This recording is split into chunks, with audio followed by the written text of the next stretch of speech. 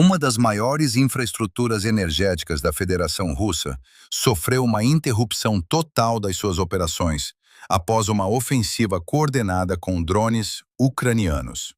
A refinaria de petróleo de Kyrysh, com uma capacidade de produção anual estimada em 20 milhões de toneladas, o que equivale a cerca de 400 mil barris por dia, cessou seu funcionamento na sequência de ataques que atingiram pontos críticos da unidade. O impacto desta operação é significativo para a economia de Moscovo, uma vez que esta refinaria representa aproximadamente 7% de toda a produção de refinação de petróleo da Rússia. Segundo os dados técnicos apurados, o ataque foi bem sucedido ao provocar incêndios e danificar severamente 3 das 4 unidades primárias de destilação de crude, além de diversas unidades de processamento secundário. É de notar que estas incursões ocorreram num momento de elevada tensão diplomática, precedendo a declaração de cessar-fogo por parte de Kiev. No contexto estratégico, esta ação insere-se numa campanha mais vasta de desgaste econômico, totalizando já mais de 20 ataques contra a infraestrutura petrolífera russa desde o início do ano corrente, resultando em prejuízos estimados para o Kremlin superiores a 7 mil milhões de dólares. A capacidade tecnológica da Ucrânia demonstra uma evolução notável, com o país a possuir agora meios para atingir alvos a distâncias que ultrapassam os 1.500 quilômetros. Este novo raio de alcance coloca sob ameaça direta 1/4 do vasto território russo em qualquer direção, expondo mais de 70% da população da Rússia, cerca de 146 milhões de pessoas, à possibilidade de ataques aéreos. Conforme avançado pela agência Bloomberg, os drones ucranianos têm atingido regularmente alvos em profundidade, chegando à região dos Montes Urais. Esta mudança geográfica da guerra desfaz a percepção de segurança em comunidades que, até recentemente, consideravam o conflito um problema distante. Um exemplo simbólico desta transformação é a cidade de Ekaterinburg, historicamente conhecida como Sverdlovsk nos tempos soviéticos.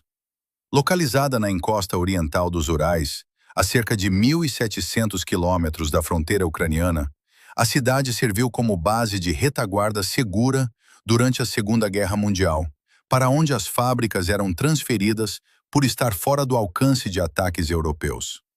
Atualmente, essa imunidade histórica foi anulada pela nova realidade operacional das forças ucranianas. A situação no terreno é marcada por uma divergência acentuada entre as declarações diplomáticas e as ações militares. A Ucrânia aceitou formalmente a proposta de cessar-fogo apresentada por Vladimir Putin, tendo inclusivamente oferecido 2 dias adicionais para garantir a sua eficácia, estabelecendo o início do regime de silêncio para a meia-noite do dia 6 de maio. No entanto, os registros das últimas horas indicam que a Federação Russa não tem cumprido as tréguas, utilizando este período para manter a pressão militar enquanto organiza eventos de propaganda. Em Sumy, no centro da cidade, 2 veículos aéreos não tripulados atingiram o edifício de um jardim de infância, resultando na morte de uma mulher que exercia funções de segurança no local, cujo corpo foi recuperado debaixo dos escombros. Em Kharkiv, ataques semelhantes provocaram explosões e incêndios que consumiram uma área de 120 metros quadrados, danificando propriedades adjacentes. No sul, em Kherson, drones atingiram edifícios residenciais de grande altura, onde as equipas de resgate conseguiram retirar 3 mulheres de apartamentos invadidos pelo fumo, incluindo uma cidadã com mobilidade condicionada.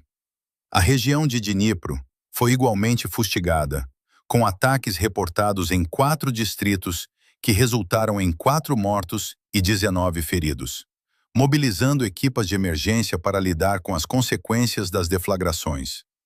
As forças de defesa da Ucrânia reportaram uma atividade intensa durante o período noturno, tendo neutralizado aproximadamente 90 drones de ataque lançados pelo exército russo. além de terem enfrentado ataques com mísseis.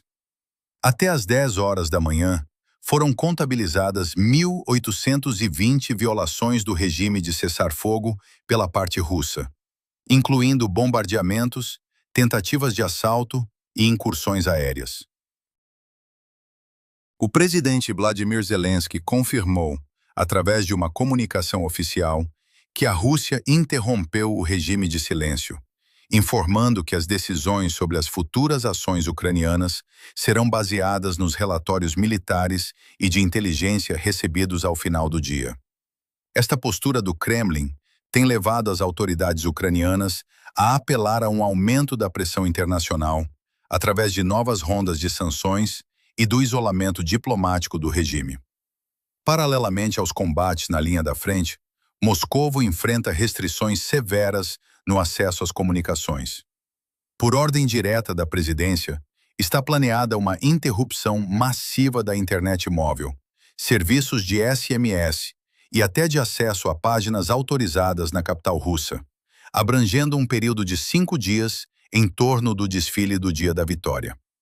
Estas medidas incluem o encerramento do espaço aéreo e a paragem das operações em todos os aeroportos de Moscovo, através da ativação do plano Tapete, refletindo uma preocupação crescente com a segurança interna e a integridade do próprio líder russo perante a ameaça de drones e possíveis tentativas de conspiração interna.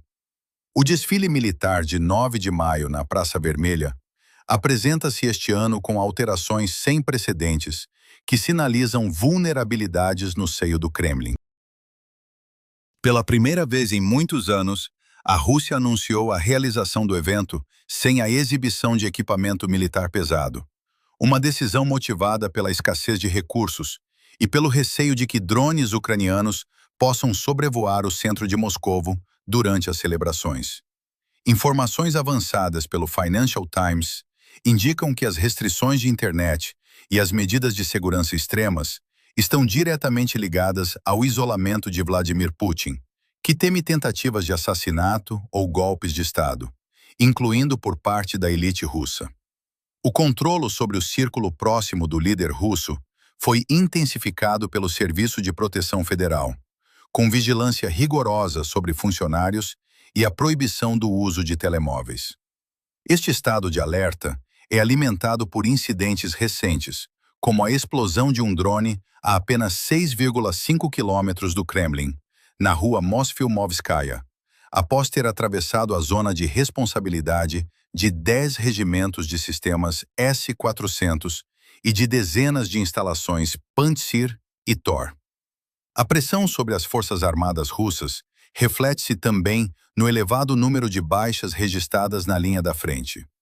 Segundo dados do Ministério da Defesa da Ucrânia, o mês de abril de 2026 fixou um recorde de perdas humanas para a Federação Russa, com 35.203 operacionais mortos ou gravemente feridos, todos verificados através de provas de vídeo. Pelo 5º mês consecutivo, a Rússia perde mais efetivos do que aqueles que consegue recrutar através da mobilização, aproximando-se da marca de 50 mil baixas mensais. Para compensar estas perdas e garantir a realização do desfile em Moscovo, o comando militar russo tem retirado soldados experientes de posições críticas, como as proximidades de Kostiantynivka, substituindo-os por soldados sem preparação, o que tem agravado o número de vítimas. Enquanto o Kremlin tenta projetar força através da propaganda, a resistência ucraniana adota soluções inovadoras, como a utilização de aeronaves civis AN-28, adaptadas para caçar drones. Estas equipas de voluntários civis conseguem abater drones de ataque com um custo operacional reduzido de cerca de $500 por unidade, tendo já registrado mais de 200 abates confirmados em zonas não povoadas para garantir a segurança dos civis. Este esforço conjunto entre tecnologia militar e iniciativas civis sublinha a continuidade da defesa ucraniana perante a agressão externa. Para continuar a acompanhar as atualizações sobre este conflito e a perspectiva ucraniana dos acontecimentos, Subscreva o canal da UATV.